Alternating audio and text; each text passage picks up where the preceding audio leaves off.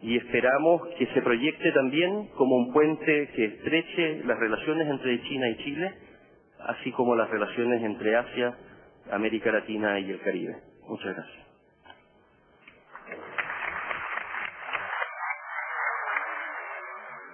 Muchas gracias, Alex, por compartir la experiencia del Gobierno de Chile en la negociación de este acuerdo de libre comercio y el carácter mismo del acuerdo. Creo que será muy interesante también para la discusión en esta audiencia hoy día aquí en el Hall de las Américas.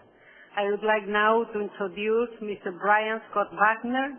He serves as the Assistant Director of the Directorate of Legal Research for International, Comparative and Foreign Law, Eastern Law Division at the Law Library of Congress, where he is responsible for providing multidisciplinary legal research and analysis in response to international, comparative and foreign law questions raised by the United States Congress, executive agencies, Supreme Court and other federal courts for all jurisdictions within Asia-Pacific, the Middle East and Africa. Prior to his appointment at the Library of Congress, Dr. Wagner served as an associate professor at the City University of Hong Kong School of Law from 1990 to 2005. Dr. Wagner became the first American to obtain a PhD in law from a mainland Chinese university when he received his doctorate from Wuhan University, one of the top 3 universities in China, in 2003. Mr. Wagner speaks Chinese, Mandarin, and Spanish. Mr. Wagner, it's a pleasure to give you the floor. Thanks very much. First, I would like to, of course, thank the Organization of American States and Ms. Klinger for inviting me today. It's certainly been a pleasure and very interesting to hear, to participate with this distinguished panel, with Alex, as well as to hear a very, very interesting speech from Mr. Cheng. My comments today, I would like to make perfectly clear as sort of an officious disclaimer that they do not necessarily represent the views of the Library of Congress. I found Mr. Cheng's speech fascinating, very, very positive, very, very optimistic. And my talk today, my brief talk today, I would like to share with you some of my personal experiences from China and what this talk represents, and perhaps share some of my the research that I've been involved in to explore a little bit further how there are potential to explore further the development of ties, the potential development of ties between China and Latin America and the Caribbean. As Irene mentioned, I have a 15-year experience in China. I literally began there in 1989 in Beijing, and recently left in August of this year. Over that 15-year experience, mostly as a legal researcher and a legal academic, I've been able to observe a very, very, I believe, unique moment, not only in Chinese history but in Western East-West experiences. By having a front row seat in China, I've been able to observe a economic and diplomatic change, which I think is certainly a bellwether for future issues with regard to globalization.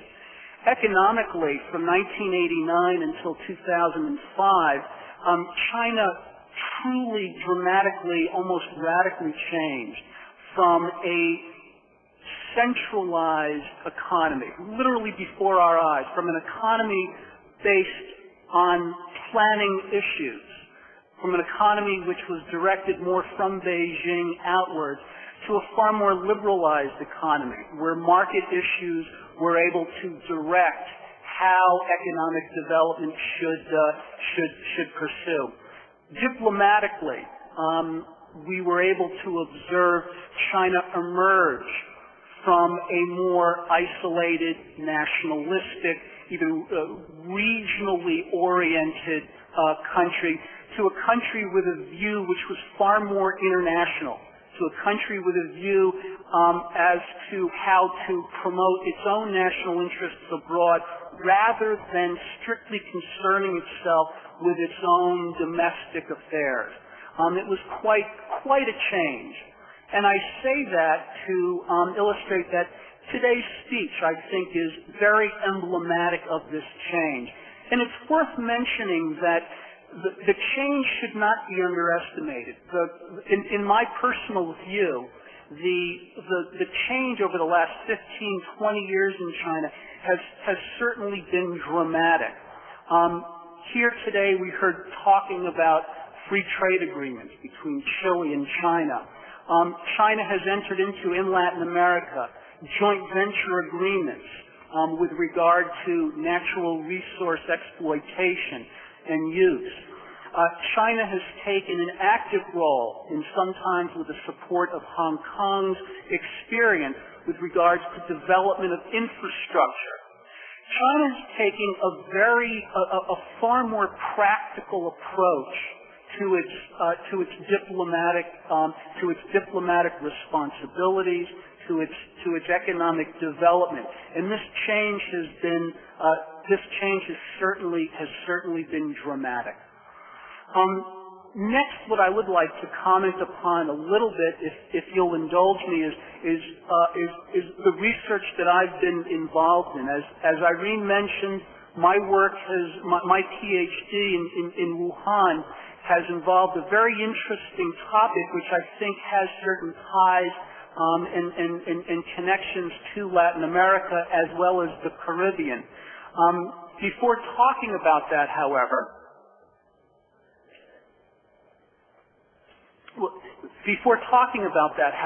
I would like to mention that much of the analysis that we've seen concerning China and its role in Latin America and the Caribbean have been emphasizing differences, have been emphasizing potentiality of threats.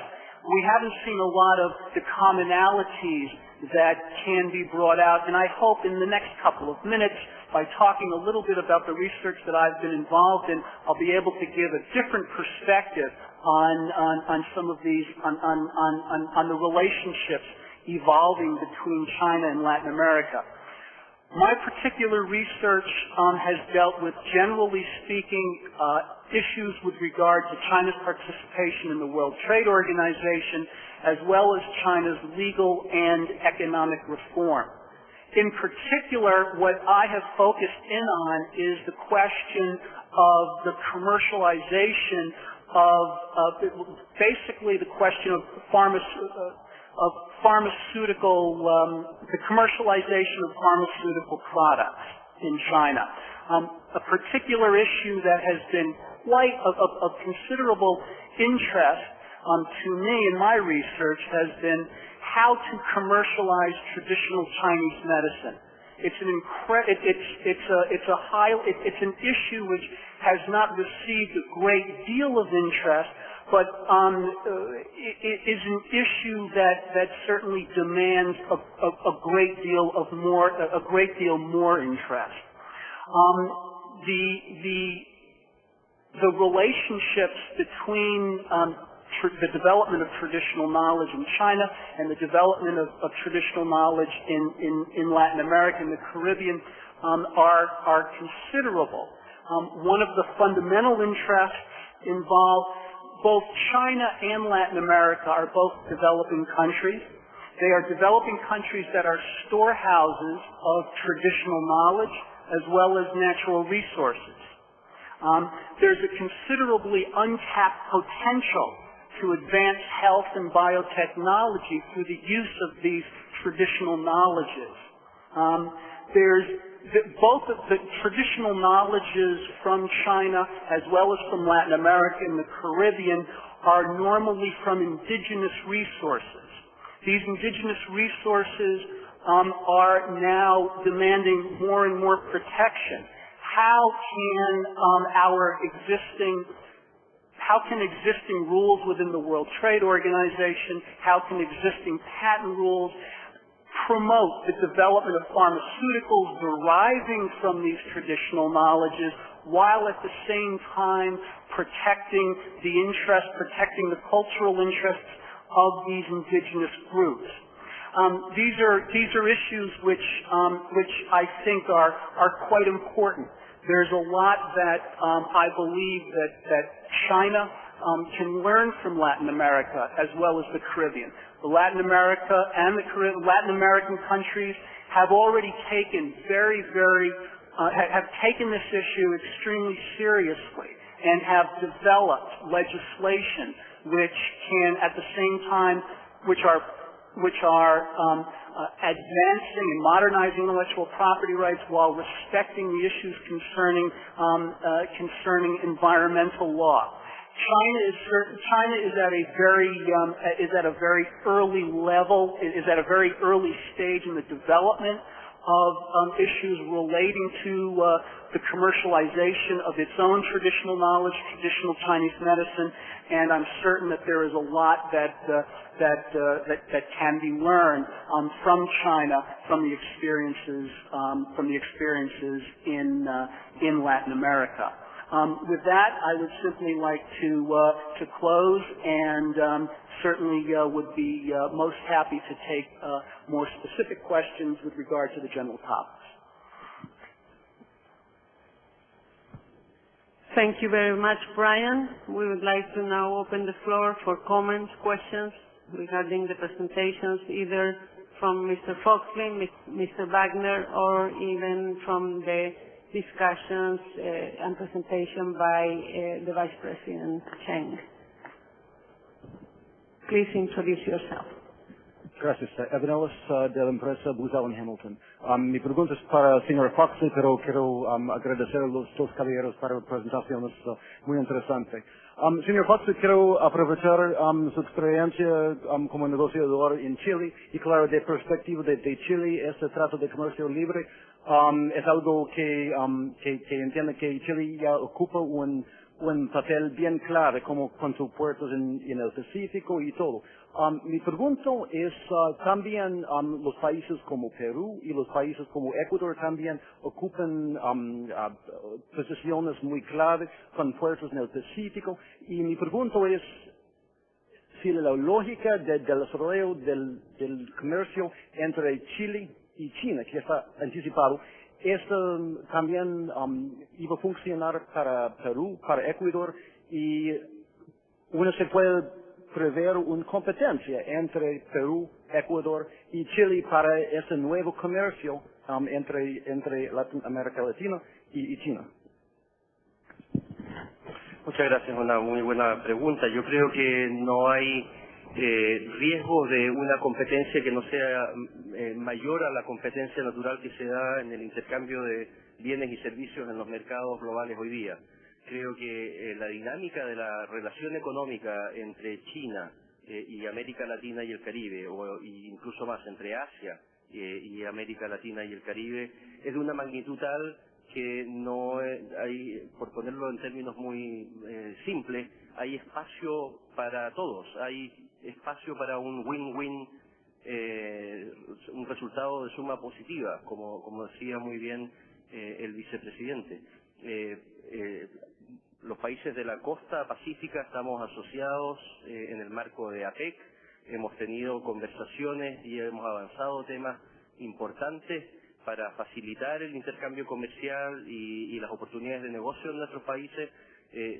Chile, junto a 3 otros miembros de APEC, han dado un paso más allá, adelantándose a los objetivos de la declaración de Bogor, y es un acuerdo que está abierto a los otros miembros de APEC. Creemos que esto es una oportunidad en la cual, en la medida que cada uno vaya haciendo las cosas apropiadas en términos de sus propias políticas públicas para estar preparados para competir en un mundo globalizado, es una situación que ofrece resultados positivos para todos, y estaremos más que felices de ver que las relaciones entre Perú, Ecuador y China se vuelven más fuertes y dinámicas. Muchas gracias, Alex.